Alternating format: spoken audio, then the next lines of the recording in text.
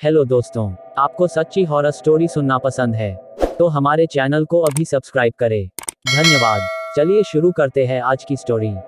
आज हम आपको सब्सक्राइबर्स द्वारा भेजी गई कुछ सच्ची कहानी बताएंगे। मेरा नाम वरुण माधवानी है और मैं बिंदी, पाउडर, मेकअप वगैरह सामान का होलसेल व्यापारी हूँ। मेरी दुकान राजकोट में है।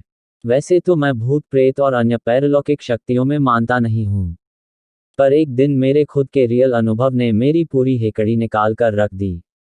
उस दिन मैं दुकान पर बैठा था, कामकाज कुछ था नहीं, सुबह से एक भी ग्राहक आया नहीं था, तो दिमाग पूरी तरह से हटा हुआ था।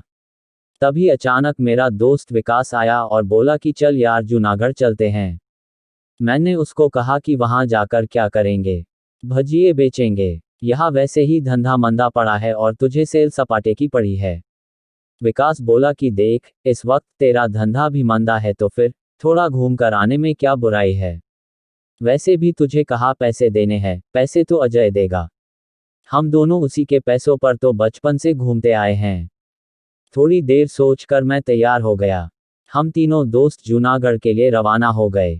पता नहीं उस टाइम क्या त्योहार था, पर जूनागढ़ में काफी भीड़ थी। हर तरफ लंगोट में लिपटे नागा साधु घूम रहे थे। काले, गोरे, नाटे, मोटे सब साइज के नागा साधु वहां घूम रहे थे। हम तीनों दोस्त उन्हें देखकर एक दूजे के सामने हंसते मजाक करते वहां घूमने लगे। तभी अजय बोला कि चलो गिरनार पर्वत पर चढ़ने जाते हैं। हम तीनों फौरन वहां पहुंच गए और पर्वत के ऊपर चढ़ने लगे। वहां भी नागा साधुओं की भरमार थी। विकास बोला कि देख वरुण, अगर तेरा धंधा यूं ही मंदा चलता रहा तो तू भी लंगोट धारण करके यहाँ सेट हो जाना। हर साल हम तुझको मिलने आएंगे। मुझे हंसी तो आई पर विकास पर गुस्सा भी आया। मैं उसे पकड़कर पीटने के लिए उसके पीछे भागा। दौड़ लगाते हुए थोड़ी ही दूर जाकर विकास सोते हुए एक नागा बाबा साधु के ऊपर गिर पड़ा। उस साधु ने विकास के बाल पकड़कर उसे पैरों से पीटना शुरू कर दिया। मैं जल्दी से विकास को छुड़ाने लगा तो उस साधु ने मुझे पकड़ लिया और मेरे बाल नोचने लगा। उतनी ही देर में वहां अजय भी आ पहुंचा। फिर हम तीनों ने मिलकर उस साधु को धोया। हमारा झगड़ा देखकर वहां कई लोग जमा हो गए। उस नागा साधु ने और दो साधु को बुला लिया। अब हमें डर लग रहा था चूंकि गिरनार पर भी नागा साधु अनगिनत थे।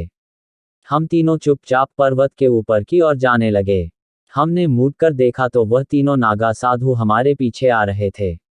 अब हम तीनों की फट रही थी, दिल भी जोरों से धड़क रहे थे। तीन लंगोटधारी पहाड़ी साधु हमारे पीछे इस तरह आ रहे थे जैसे अभी पकड़कर हमें नीचे ही फेंक देंगे। हम पहाड़ के ऊपर तक जा पहुंचे और रुक गए। वह तीनों हमारे पास आए और उन्होंने सीधा विकास को पकड़ा। मैं और अजय विकास को उनसे छुड़ाने लगे तो वह हमें ही घुसों और लातों से पीटने लगे। हम जमीन पर पड़े थे। तभी वह तीनों विकास को हमसे दूर ले गए। थोड़ी देर बाद हम खड़े होकर अपने दोस्त को ढूंढने लगे। हमें विकास पास ही सीढ़ियों पर बेहोश मिला। उसके चेहरे पर पानी मारने से वह जाग तो गया, पर वह हमसे बात नहीं कर रहा था, शायद सदमे में था। उसे संभाल कर वहां से उसके घर ले गए। फिर हमें विकास ने बताया कि उन तीन नागा साधु ने उसे किसी अंधेरे कोने में बैठाकर तांत्रिक मंत्रोच्चार किए और भभूत मिला पानी जबरदस्ती पिलाया। फिर उन्होंने कहा कि हम कुछ समय बाद तुम्हें लेने आएंगे और हमेशा के लिए तुमको हमारी बिरादरी में आ जाना होगा। और फिर वह तीनों मेरे सामने गायब हो गए। उस घटना के बाद विकास दिन पर दिन पागल सा होने लगा। उसे अपने घर में भी वह तीन नागा साधु नजर आते थे। उसने मुझसे और अजय से बात करना भी छोड़ दिया है। उसके घर वाले भी समझ नहीं पा रहे हैं कि विकास को कैसे ठीक करें।